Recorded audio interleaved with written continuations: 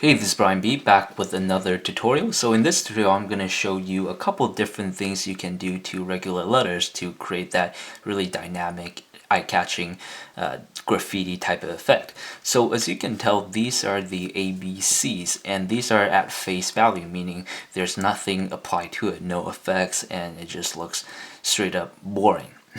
Okay, so if you haven't seen my other videos on creating letters just yet, this part of the letter is the pillar, this part is the bridge, and these are the pillars again. So pillar, bridge, pillar. So the bridge is what's connecting one side of the letter together with the other side of the letter. Again, this is pillar, pillar, and bridge. Okay, so this is at face value.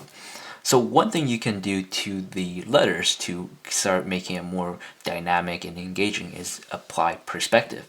Now what I mean by applying perspective is if you see a house at like right up front, you know, just as it is, it's gonna look like a square, right? It's gonna be a house. But if you look at it from the side, or if you crouch down and looked up at the house, it's gonna start turning into something different. There's gonna be a vanishing point, and then boom, like that, you're gonna see a different shape to that square. So when you apply that type of concept to your lettering or to your pillars of the lettering, it starts to change around, and then the B from here turns into something like this when the perspective is applied to it. C turns into something like this, and the A turns into something like this. So you can see there's a vanishing point here, boom, there's a vanishing point here, and the vanishing point is here for the C. Actually, there's two. The C is like boom, like that. Here's the vanishing point number one, number two. Okay, so once you apply perspective, it'll turn into something like this. More engaging right off the bat, right? Okay, so to restart that, taking it back to face value, if you apply the effect of contrast to it, then it turns into something like this. Now contrast is the contrast between the two pillars or the bridges. So you can tell here, one pillar is way bigger than the other pillar. Okay, so the A turns into something like this. Pretty funky. I mean, it's not really a graffiti type of style, but you can easily manipulate this into something that's a lot more interesting and put your own flavor, put your own style into it. So the B is all blown up in different sizes. The pillar is really big, bridge is really small, and then the pillar is actually chopped up into two different sections.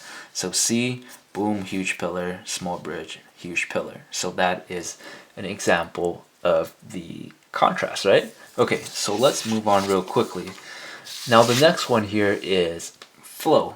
Flow is probably the hardest one to describe, and it takes a little bit of practice. There are a couple different principles and rules to it, but the rules are bendable, and as long as you change the flow of it correctly, it's gonna look really nice. Okay, so I apply some pretty basic flow to the lettering, so it looks something like this. The B is a little bit more complex, but you know, still relatively basic.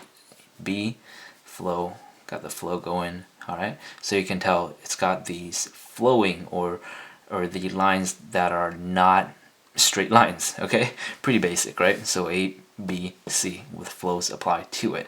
Now once you combine the perspective with the contrast and the flow, and then you put your own style into it, you get something like this. You can tell, boom, right off the bat, it's got the top of the pillar is smaller than the bottom of the pillar, not by much in this case, but you can tell that's the perspective being applied to the pillars, and then we got the flow going on, boom, really dynamic. The bridge is all cut up like that, and then the contrast, not so much, but you can tell the size difference is still, you can still see the size difference, so to speak.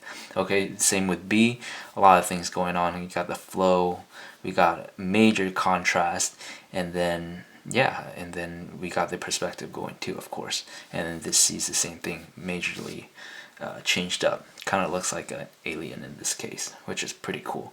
Okay, so to recap real quickly, what you want to do is you can do a couple different things to the face value of the letters. You can apply perspective, which you find the vanishing point and then turn it into something more or less of a triangle.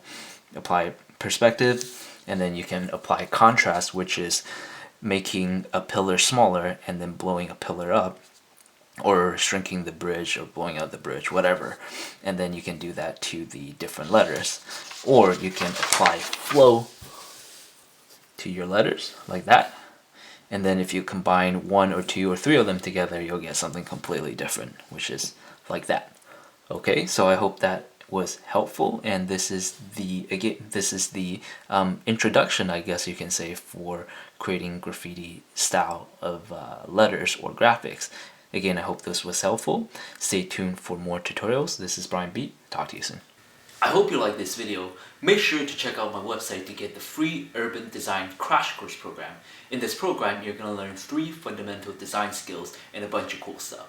Alright, so I'll see you there.